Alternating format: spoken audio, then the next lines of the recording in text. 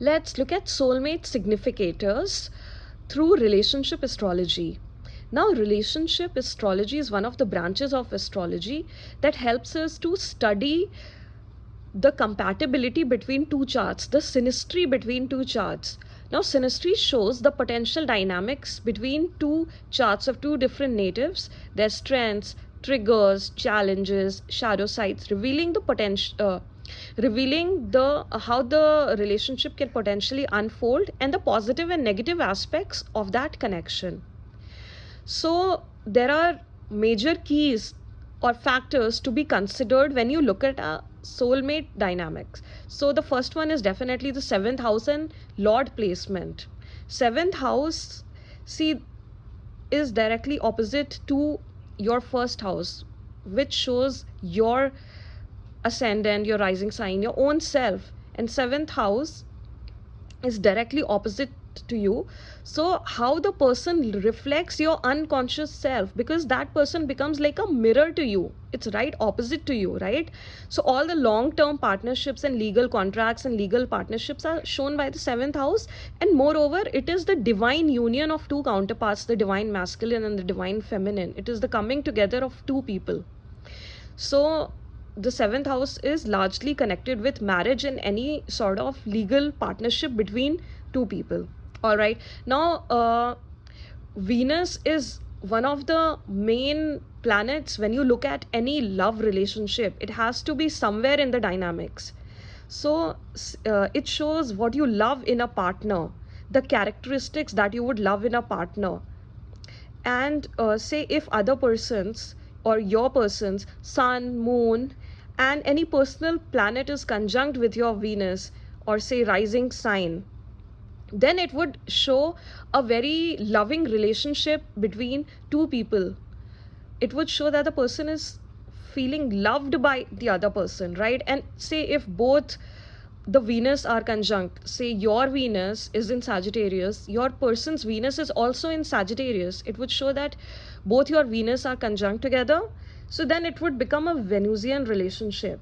So you would feel like so much love going on between you both, and both would feel the affection and admiration. And the admiration would not just be for the person, it would be for the whole connection. Like you are going to admire the whole connection, and so is your person. There's going to be like genuine love between you two. It definitely shows a soulmate relationship. And there would be a very light-hearted tone, undertone to the relationship. There would be humor, enjoyment, and you would be able to cultivate wellness together, because Venus is also connected with wellness and lifestyle. So you would be able to cultivate a healthy, charming lifestyle together, a very sociable lifestyle together, right?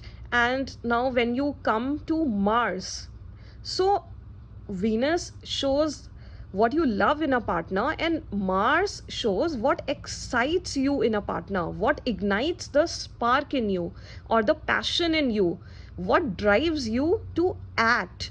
So say your Mars is in Scorpio, it would show that you are attracted and you feel excited by an intense person who is not scared of diving down into the depths of anything, right? So say your Mars is conjunct with the other person's moon, it shows the moon, there's going to be an intense attraction between you both. It is definitely going to be a very physical relationship, because the Mars is able to exert its passion on the moon person, and the moon person feels a soft vulnerable side, and it's not a harsh placement. Moon and Mars conjunct really depends if other harsh planets also aspect it.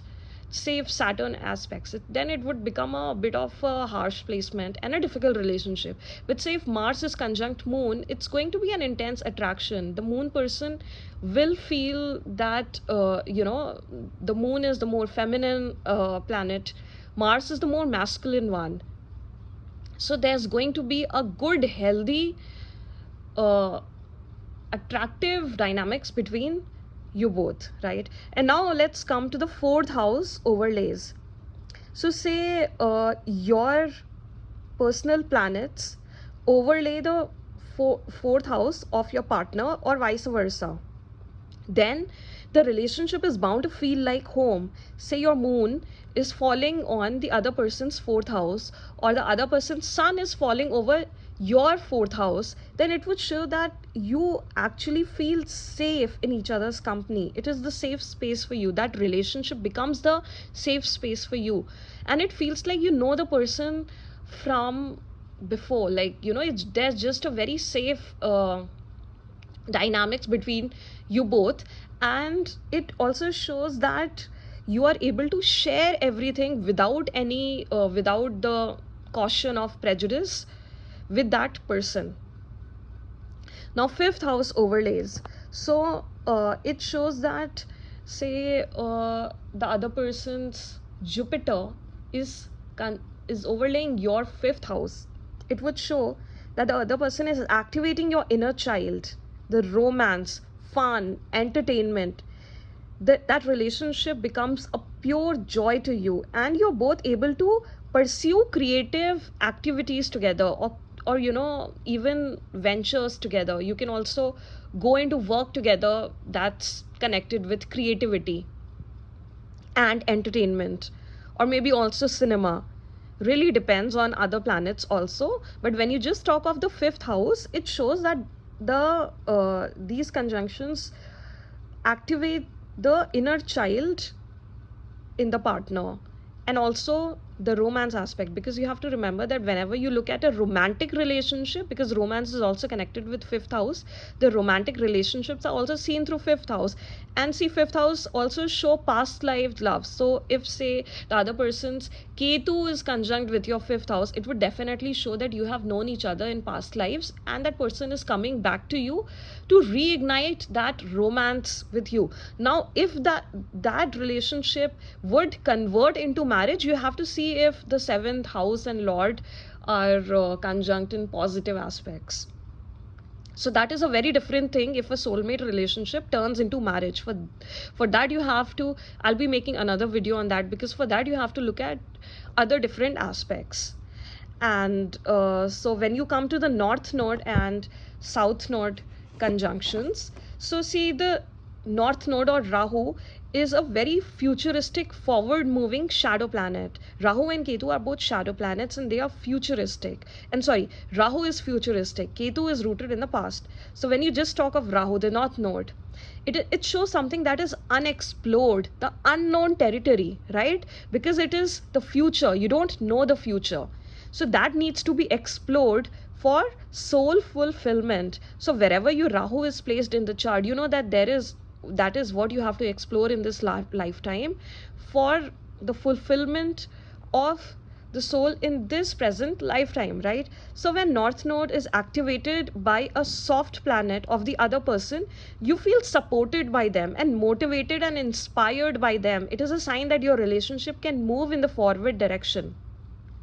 Now say, especially your moon is conjunct with your person's Rahu, it shows that your person is going to push you and support you to make your wishes and dreams come true, because moon shows your emotions and what you wish, everything that's going on inside your mind, your subconscious, and all the things that you want in your life, that you want to embody in your life, that you want to fulfill in your life. So if other person's Rahu is conjunct with your moon, it shows a soulmate relationship, but it also shows that that person is going to help you achieve your dreams. Okay, now when you talk about south node Ketu, it definitely shows a past life connection, that you have known each other before, and you are coming together to balance out the karma from past lives, or say complete your story from past life. Now say you have Ketu in your seventh house. First of all, it shows that you are going to get married to your past life soulmate, somebody that you have known in the past life, with whom you have a love story already started, which you're going to complete in this lifetime.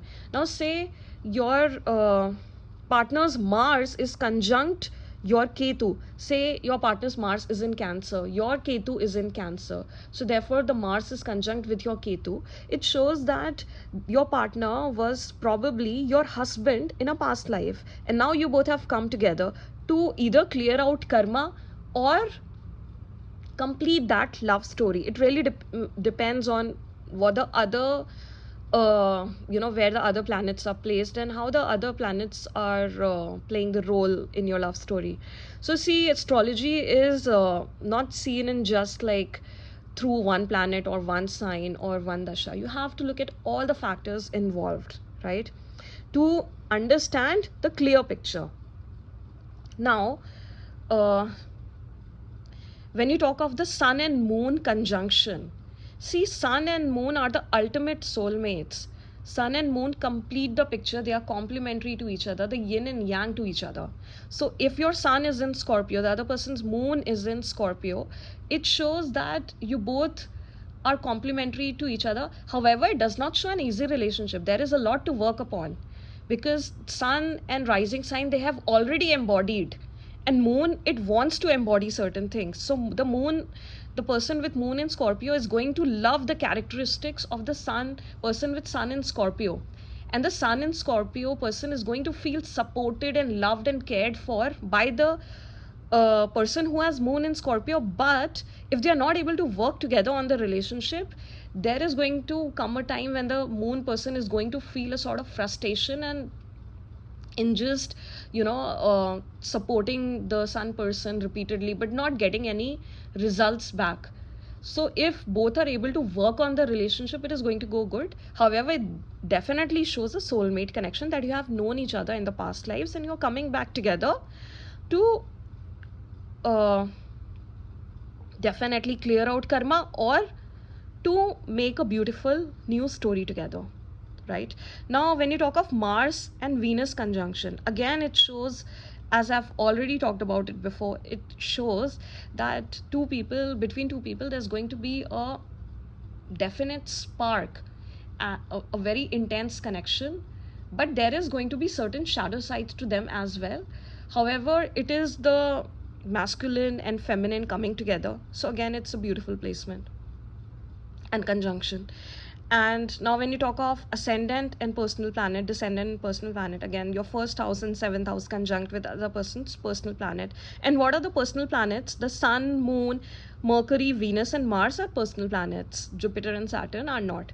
So whenever other person's planet like sun or moon are conjunct with your first house, your rising sign, it shows that you feel that you know each other from before. And say Venus is conjunct with your first house, you're going to feel loved by the Venus person. The Venus person is going to be attracted by your personality, by your charm, your persona, and you are going to feel that love from that Venus person. But again, you have to look at other conjunctions. Now when you talk of the 12th house overlays, see, 12th house, it shows a past life love story between two people. Again, you would feel that you have known each other from past lives, and it is something very unexplainable. You won't be able to explain to other person how intensely you feel with this person, because see, you have to also remember that Venus is exalted in the sign of Pisces, and Pisces is the 12th sign, right? So the original 12th house sign is Pisces. It shows a greater love. It shows a love which is beyond the superficial and shallow means. But then it can also show a platonic or spiritual love, because you see 12th house is also the spiritual house. So if the other planets like and houses like 4th house or 7th house or 6th house comes into play, then it would go forward. But if only 12th house is conjunct, then it might not turn into a relationship that is going to move forward. However, you are going to feel connected with that person all your life, because 12th house is one of the most spiritual houses, and that connection does not fade away so easily. It is definitely a love story that's coming from past lives. Now when you talk about 8th house overlays, it shows an intense connection, because see, 8th house is one of the deepest, darkest and most hidden mysterious houses in astrology. So it shows that there are layers to be worked upon in the relationship. So say your person's Mars or Moon is conjunct with your 8th house, it would show that there's definite intense connection. You would feel you have known each other before, but there are, you know, multiple layers to be worked upon. So there's going to be so much hidden in that relationship, and it is going to keep surfacing in the relationship. If you're going to if you're able to work towards it, if you're able to easily work towards it, then yes, the relationship would move forward in positively. But if you are triggered again and again by it, because 8th house conjunctions also shows a lot of triggers, it shows arguments and fights, but it really depends. Like say a very soft planet is conjunct, and then there are other positive uh, aspects as well, so then it can show a very beautiful relationship with a very very intense connection that is unbreakable. But if there are harsh aspects like Saturn and Mars and no positive soft planet aspects like Moon and Venus, then it can show that you two come together, there is something intense between you both, you try to work it out. And if there are no soft planet aspects, then probably it would not work out in the end. So you have to also look at the other placements. I keep repeating it because one conjunction does not end the story, right? And let's come to the Moon conjunct personal planet. Moon, see, Sun, Moon, rising sign, these are the three very big factors, and even Venus, when it comes to relationship astrology. And especially when you look at Moon, it is how a person is, the emotional vulnerabilities of the person, the security that one person is looking for, the emotional support that one is looking for, and it is very important to go on healthily in life. So whenever say the rising sign of other person is conjunct with your Moon, or say the Venus of other person is conjunct with your Moon, it shows a very harmonious relationship between two people. It shows that you feel emotionally safe, secure and supported by the other person. So it's definitely a very beautiful placement. And now let's come to the last factor, which is Saturn. And last but not the least, because Saturnian relationships are there is definitely work to be done, but they are the most rock solid relationships. See, first of all, when it comes to soulmate dynamics, you have to understand that whenever Saturn comes into play, then one thing is for sure, that you feel that you know each other from past lives. Because see, whenever planets like South Node, Ketu, Saturn are conjunct with your planets, your personal houses, it shows that two people who have known each other before in past lives are coming together, are reincarnated to come together, and that relationship is karmic in nature, and there has been some dealings between you both before. But this is something that this relationship, it is going to last, because Saturn always shows something that is going to last. It creates a stable solid foundation. And let's not forget, it is Saturn that finds its directional strength in the 7th house and is exalted in Libra, the 7th sign, which creates a certain fairness and justice between two people and tangible solid results. So there is a feeling of knowing each other before, and you do not doubt that relationship, you don't second guess. Because at like in most situations, whenever you come across a person, you keep doubting that relationship until it has found solid grounds. But with a person whose Saturn is conjunct with your relationship, one thing is for sure, you're not going to doubt that relationship, you're not going to second guess it. See, there are going to be shadow sides. Like say if the other person's Saturn is is square with your Mercury, then you're going to feel the sting of the other person's criticism. That person is going to criticize you for certain things, and you're going to feel the sting of it, you're going to be heavily affected by it. So these things also happen, there are shadow sides. But one thing is for sure, that you feel that relationship is not on rocky grounds, and it is not to be second guessed, it is simply stable, but with certain things to work upon. And if there are other positive soft planets involved, then you can be certain that this soulmate relationship is going to last, is going to turn into marriage, and it is going to give you very fulfilling results in the end. But yes, other soft planets also have to come into play, or personal houses.